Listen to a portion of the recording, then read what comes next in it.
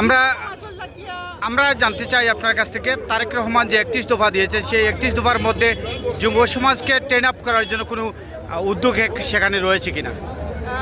বিসমিল্লাহির রহমানির রহিম। আসসালামু আলাইকুম।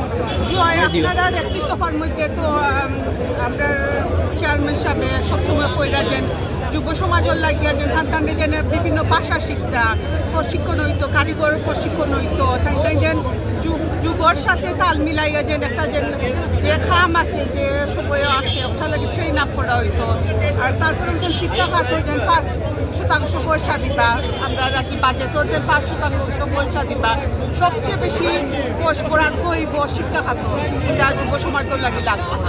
বর্তমান বিএনপির অবস্থান কি দাবি সরে সিলেট 6 আসনে বিএনপির নির্বাচন নিয়ে কিরকম অবস্থানে আছে বিএনপি প্রার্থীরা? আমি মনে করি আমরা মানে দাদুর শিশু খুব ভালো অবস্থাত আছে, যেখানেও যাইরাম বালা সারা পাইরাম সবে মানে খুব আমরা কাছ থাকি দাদুর শিশুর কাছ থাকি তাই মানে সেবা পাইছো, অবকাঠামো পাইছো, উন্নয়ন পাইছো। আমরা বিয়ানবাজার গোলাপ মধ্যে সবচেয়ে বড় অবকাঠামো হলো শেওলা, এটা আমরা বেগম খালেদা জিয়া দিয়া গেছিলাম। আপনার দল যদি ক্ষমতায় যায় তাহলে এই যে বাংলাদেশের যে জনশক্তি যেটি রয়েছে সেটি রূপান্তরের কোনো চিন্তা ভাবনা রয়েছে কিনা আপনাদের?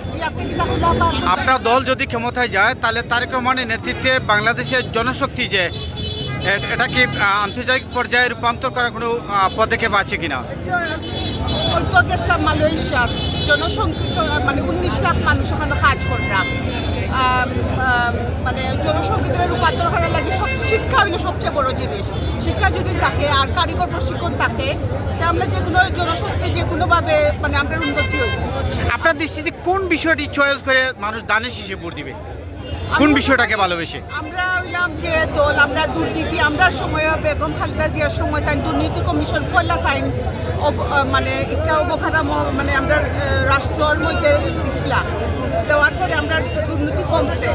আমি মনে করি আমরা মানে উন্নতি হইব, অবকাঠামোর উন্নতি হইব, আর আমরা টাকা পয়সার যে হিসাব নিকাশ আছে এটা সবসময় পালা থাকে, জনগণের টাকা পয়সার হিসাব সবসময় পালা থাকে বিএনপির নিচে।